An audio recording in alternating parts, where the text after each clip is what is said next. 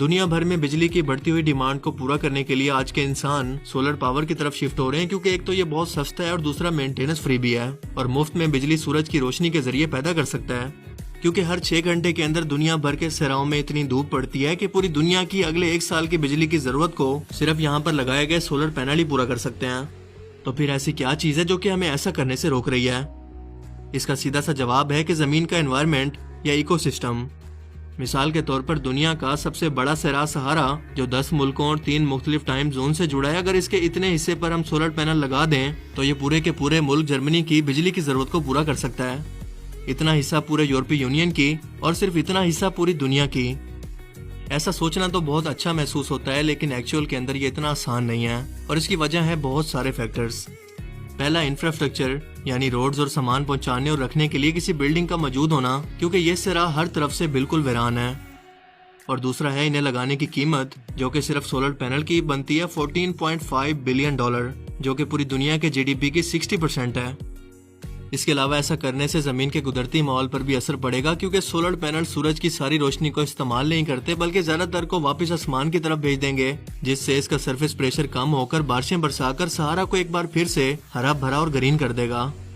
اور دوسرا ایمیزون رین فوریسٹ تک صحارا کی ریت پہنچ کر اسے سرسبز رکھتی ہے، اور ان سولر پینلز کی وجہ سے ایسا نہیں ہو پائے گا، اور یہ درخت ختم ہو کر آکسیجن کی مقدار کو کم کر دیں گے، جس سے یہاں ایمیزون کے پودے جو کہ پوری دنیا کے انسانوں کے لیے آکسیجن پیدا کرتے ہیں اور انہیں لنگس آف ارتھ بھی کہتے ہیں، یہ آہستہ آہستہ ختم ہونے لگیں گے۔ یعنی لانگ سٹوری شارٹ کہ پوری دنیا کا ایکو سسٹم صرف ان سولر پینلز کے لگانے کی وجہ سے خراب یا بالکل ختم ہونے کا خطرہ ہے، اسی لیے چاہ کر بھی کوئی بھی ملک یہ رسک نہیں لینا چاہتا۔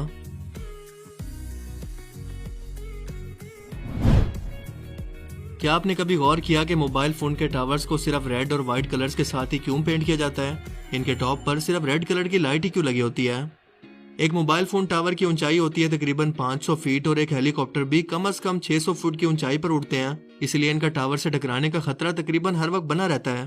اسی لیے اس کے ٹاپ پر ریڈ کلر کی لائٹ کو لگاتے ہیں، اور اس کو پینٹ بھی ریڈ اور وائٹ کلر سے ہی کرتے ہیں، کیونکہ ریڈ کلر کی ویو لینتھ سب سے زیادہ ہوتی ہے، یعنی یہ بہت ہی کم پھیلتا اور بکھرتا ہے، اور یہی وجہ ہے کہ اسے بہت دوری سے بھی آسانی سے دیکھا جا سکتا ہے۔ اور یہی وجہ ہے کہ ایمبولینس، پولیس کی گاڑیوں پر اور ان ٹاورز پر بھی اسی ریڈ کلر کی لائٹ کو لگاتے ہیں، اور ہیلی کاپٹر دور سے ہی اس ریڈ لائٹ کو دیکھ کر احتیاط سے گزرتے ہیں یا اپنا راستہ بدل لیتے ہیں۔ جبکہ ان ٹاورز پر ریڈ اور وائٹ کلر کو اس لیے کرتے ہیں کیونکہ یہ دونوں کلر ایک دوسرے کے اپوزٹ ہیں، اور وائٹ کلر کے اندر ریڈ کلر کو دیکھنا بہت ہی آسان ہوتا ہے۔ کیا آپ کو اس فیکٹ کا پہلے سے پتا تھا؟ کیا آپ جانتے ہیں کہ حال ہی میں آسٹریلین حکومت نے 10,000 اونٹوں کو گولی مار کر اس لیے مار دیا کہ وہ بہت زیادہ پانی پی رہے تھے؟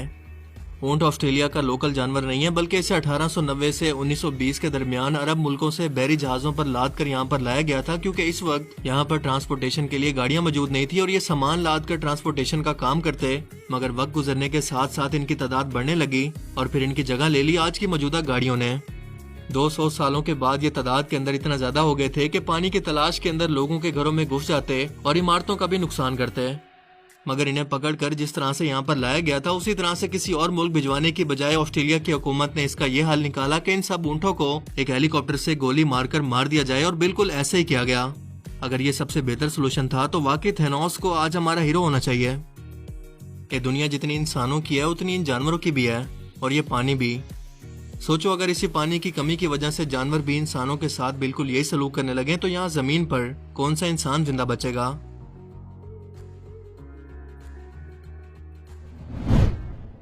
فرعون کی ممی کی یہ ویڈیو تو آپ نے کئی مرتبہ دیکھی ہوگی، جو کہ مصر کے ایک عجائب گھر کے اندر محفوظ ہے، لیکن کیا آپ جانتے ہیں کہ کمپیوٹر گرافکس کی مدد سے پہلی بار اس کی اصل تصویر کو تیار کیا گیا ہے، جو کہ کچھ ایسی دکھتی ہے۔